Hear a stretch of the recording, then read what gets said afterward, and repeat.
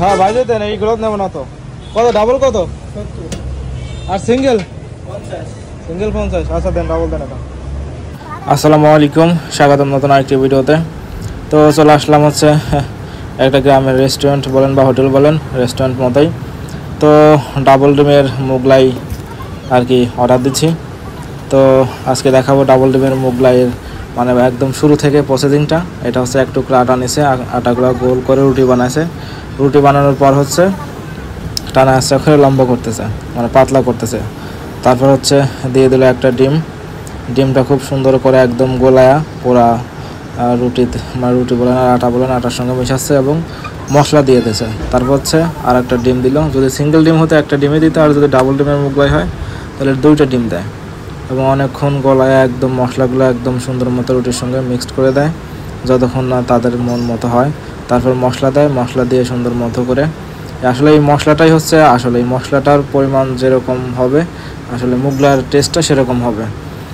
তারপর হচ্ছে মশলাটা সুন্দর মতো মিক্সড করার পর চারপাশ থেকে মোগলাইয়ের শেপ দিতে হবে, কারণ যেহেতু রুটিটা ছিল গোল আর মোগলাইয়ের শেপ হচ্ছে চারকোনা হয়, এজন্য সুন্দর মতো চারপাশ থেকে নিয়ে এসে একটা শেপ দিল।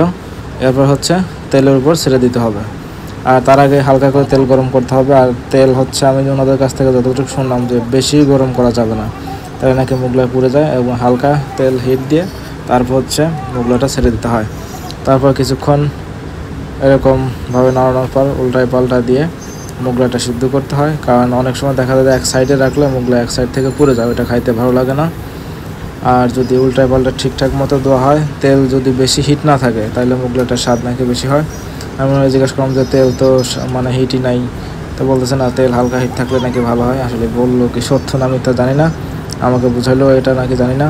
তো একটা বিষয়, ইনি হচ্ছে মেন কারিগরিক না যতদূর জানলাম। তো মোগলাই একদম শেষ একদম হয়ে গেছে।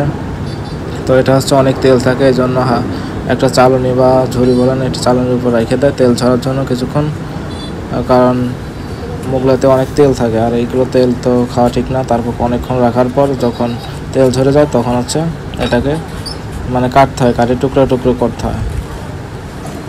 আর এটার সঙ্গে হচ্ছে মশলা মিক্সড করতে হয় যাতে টেস্টটা আরও বাড়ে, আর সঙ্গে সালাদ দিয়ে দেয়। তা আমি হচ্ছে পার্সেল নিয়ে যাব।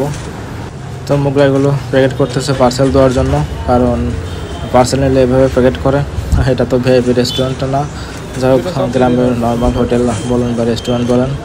আর এক্সট্রা সালাদ দিয়ে দেয়, আর মনে করেন যে যদি কেউ এখানে বসে খায় তাহলে সরাসরি প্যাকেটের মধ্যে দিয়ে দেয়। তো আর আমি হচ্ছে 2টা চপ নিয়েছিলাম। তো সব মিলে মোটামুটি হয়ে গেছে। তো এখন হচ্ছে টাকা দেওয়ার পালা, আর টাকা দিয়ে চলে যাব।